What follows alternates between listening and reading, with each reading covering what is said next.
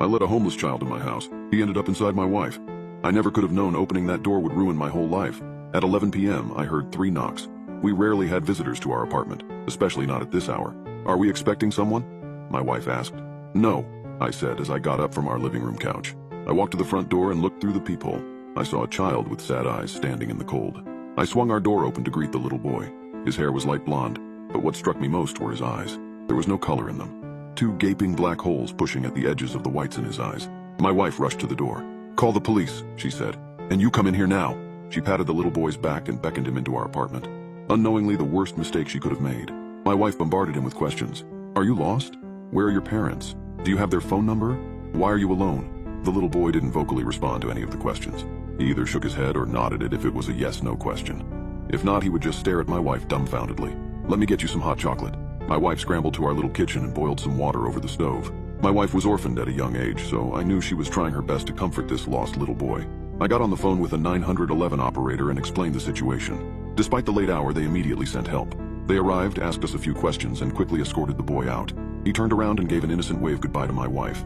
Thank you, he said, holding his hot chocolate in one hand. So I thought that was it. He's in safe hands now, right? As I closed the door, I could see tears swelling in my wife's eyes. There was conflict in those tears. What's wrong? I asked. I feel so sorry for him, she said. The foster system sucks. Maybe they'll find his parents, I suggested. My wife just shook her head, and that night I could feel our bed shake to her sobs. I turned over in the sheets and rubbed her back. She was on her side with her back toward me to hide the fact that she was crying, a habit I was familiar with. Things were better the next night as my wife and I cuddled on our living room couch, but then out of nowhere the same 3 knocks from the night before came again. Tap, tap, tap. My wife rushed to the door and opened it to see the same little boy. She bent down and wrapped her arms around him, lifting him off the hard cement and onto the soft carpet of our living room. The boy giggled as he was lifted through the air. I'll admit I panicked in that moment. A lost child being found at some stranger's house 2 nights in a row? I reached for my phone, but my wife suspiciously said, "That can wait till morning." Are you crazy? The boy frowned at me with her smoldering black eyes of coal. So I threw my hands up and said, all right, I'll call first thing tomorrow. I grabbed some blankets and a pillow from our closet to set up a makeshift bed on our couch. My wife made another cup of hot chocolate for the boy. Then she pulled up a children's story on her phone and started reading to the boy on the couch. He was delighted and fell asleep quickly. My wife and I tiptoed to our room and slipped into bed as quietly as possible. She scrunched up close to me and we embraced tightly. Her head rested in the crevice of my neck. Do you think the police lost the boy? I asked her. She stayed still, speaking into my neck. He said they took him home last night, but he got lost again. Wait, he talked? He hasn't said a word to me. He told me when I was reading. She started falling asleep mid-sentence. She must have been really tired. Not minding the warmth of our combined body heat, I dozed off soon after. I awoke early that morning to an empty space in the bed. I stumbled to the kitchen in my usual way, eyes still half asleep, and poured myself some water. My wife was lying on the ground in front of our couch. She slept on her side, facing toward the boy as if she had been watching him sleep. Something was off. I stepped outside to make a phone call to the police.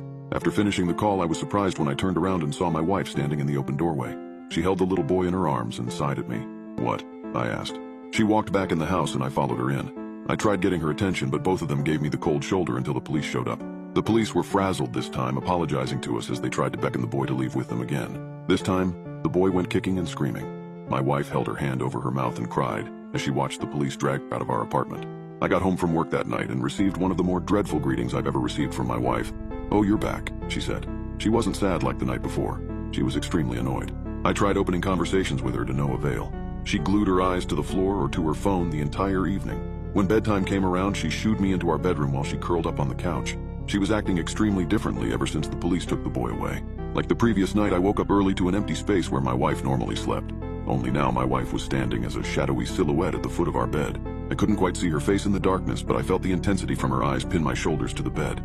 Honey, I said in a weak and groggy morning voice. You let them take him, she said. What? I sat up sharply. He's a lost child. He doesn't belong with us. You let them take him. She lowered her hand from behind her back down to her side, and I saw our largest kitchen knife held tightly in her clenched fist.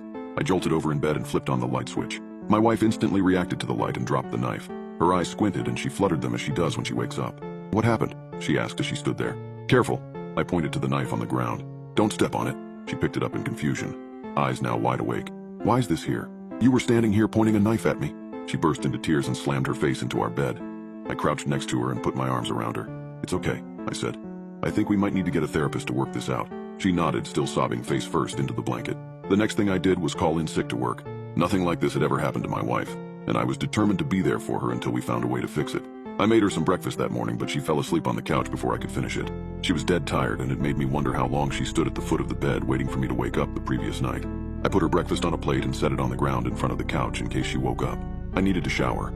I took a quick shower, expecting her to be up and about when I was done. I was surprised and relieved to see that she was still sleeping when I got out.